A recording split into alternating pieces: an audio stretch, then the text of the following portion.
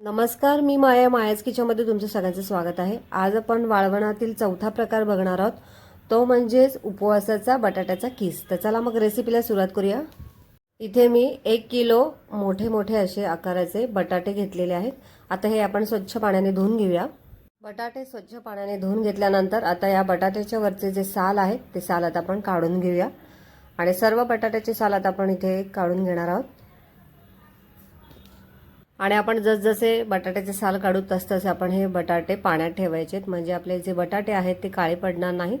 तर इथे तुम्ही बघू शकता सर्व बटाटे मी अशा पद्धतीने साल काढून घेतलेले आहेत। आता इथे मी पुन्हा एका परातीमध्ये पाणी घेतलेले आहे आणि इथे मी अशा पद्धतीने मोठ्या होलची किसणी घेतलेली आहे। तुम्ही बघू शकता मोठा मोठा किस काढला ना तर आपले जो किस असतो तो वाळल्यानंतर जास्त बारीक होत नाही। तर मी इथे अशा पद्धतीने हा बटाटा पुन्हा एकदा आडवा घेतलेला आहे आणि आडवा ठेवून असं मोठा असं त्याचा किस पाडत आहे। तर इथे तुम्ही बघू शकता अशा पद्धतीने आपण जर का बटाटा पकडला तर असा मोठा मोठा किस पडतो। तर पुन्हा मी अशाच पद्धतीने सर्व बटाटे किसून घेते। तर इथे तुम्ही बघू शकता मी सर्व बटाटे अशा पद्धतीने किसून घेतलेले आहे। आता ह्यातलं पाणी आपण काढणार आहोत आणि पुन्हा नवीन यामध्ये पाणी भरणार आहोत। तर इथे मी पाणी बदलून घेतलेले आहे, 2 वेळा धुवून घेतलेले आहे।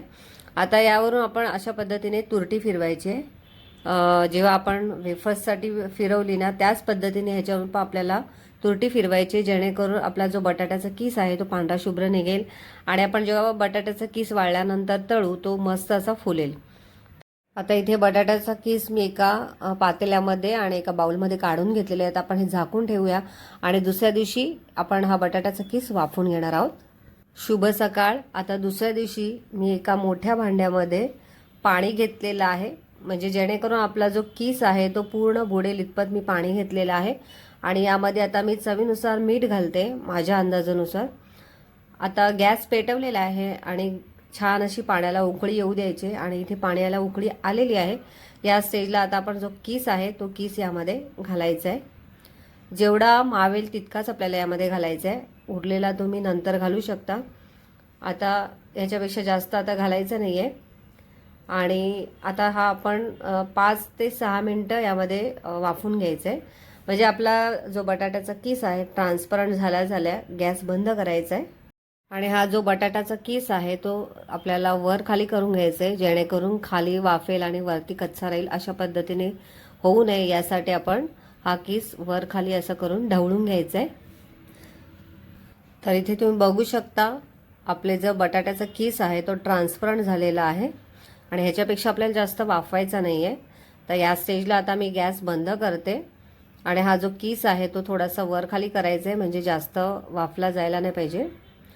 तर आता आपण हा किस काढून घेऊया। आता हा बटाट्याचा किस मी एका मोठ्या झारीच्या साहाय्याने दुसऱ्या गाळणीमध्ये गाळून घेते, म्हणजे जे पाणी आहे एक्स्ट्राचं ते निघून जाईल आणि आपली जी वाफण्याची प्रक्रिया आहे ती बंद होईल। तर अशा पद्धतीने सर्व गाळणीमध्ये मी आता हे काढून घेते। तर इथे मी एका चटईवरती ओढणी अंथरलेली आहे आणि या ओढणीवरती आता मी हा जो बटाट्याचा किस आहे तो पसरवून घेते। जितकं पातळ पसरवता येईल तितकं पातळ आपल्याला हे पसरवून घ्यायचे, जेणेकरून ते एकमेकांना चिकटणार नाही। तर अशा पद्धतीने मी हा सगळा किस पसरवून घेते।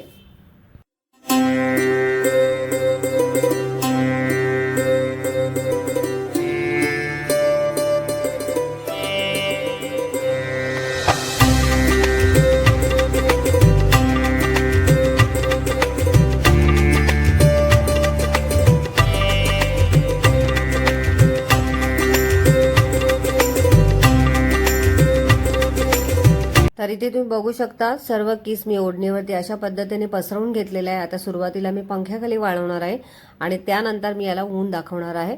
तर 2 दिवस आपल्याला उन्हामध्ये कडकडीत उन्हामध्ये वाळवून घ्यायचं आहे आणि मी इथे 1 ते 2 तासानंतर याला अशा पद्धतीने वेगळं करून घेते, म्हणजे फोकच्या साहाय्याने असं वेगळं करून घ्यायचं, जेणेकरून ते एकमेकांना चिकटणार नाही।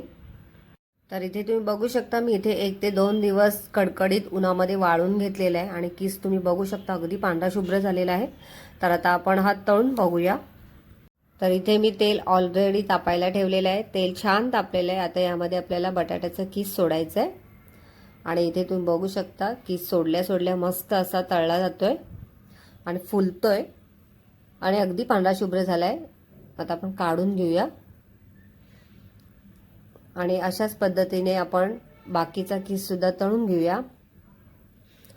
बघा किती पांढरा शुभ्र आणि फुलतोय आणि आपला जो किस आहे तो साईजमध्ये खूप मोठा झालेला आहे आणि खूप सुंदर दिसतोय. तर अशाच पद्धतीने आता हा आपण किस काढून घेऊया. तर इथे तुम्ही बघू शकता मी थोडेसे शेंगदाणे सुद्धा तळून घेतलेले आहेत. आता यावरून मस्त असं आपल्याला लाल तिखट भुरभुरायचं आहे म्हणजे मस्त असं आपला हा चिवडा तयार होतो.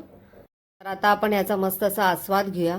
तुम्हाला ही रेसिपी कशी वाटली आणि हा वाळवणाचा प्रकार तुम्हाला आवडला असेल तर नक्की करून बघा आणि वर्षभर तुम्ही याचा आस्वाद घेऊ शकता. रेसिपी आवडली असेल तर कमेंटद्वारे नक्की सांगा.